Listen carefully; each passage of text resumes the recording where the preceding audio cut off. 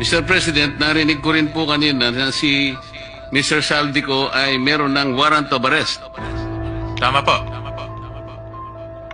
Bakit po si dating speaker wala pa? Wala pa hong kaso sa Sandigan Bayan, Mr. President. So, Akala ko sabi po- ko, ang pagkaalam ko ho, ito yung mga unang kasong ifinalo sa kanya. Akala ko po isa sa ginamit po na katibayan ng pagsasampa ng kaso ay sworn statement ni Orly Gutesa. Ang statement po ni Orly Gutesa sa aking pagkakatanda, Mr. President, meron pong tatlong pangalan ang natatandaan ko pong nabanggit doon.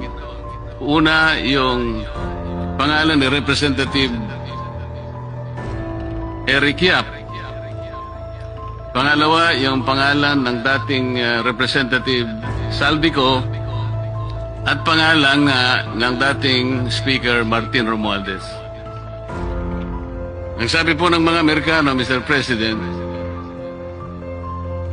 the sauce for the goose is the sauce for the gander. Bakit parang ba't po hindi nagsabay?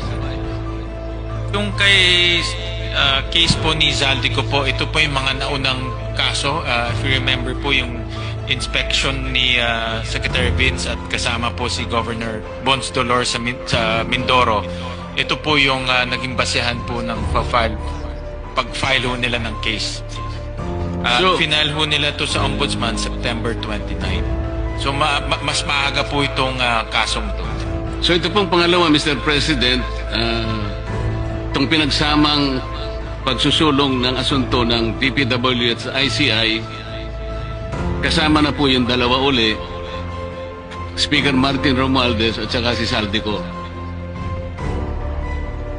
Ito po ay final po ng ICI sa Ombudsman.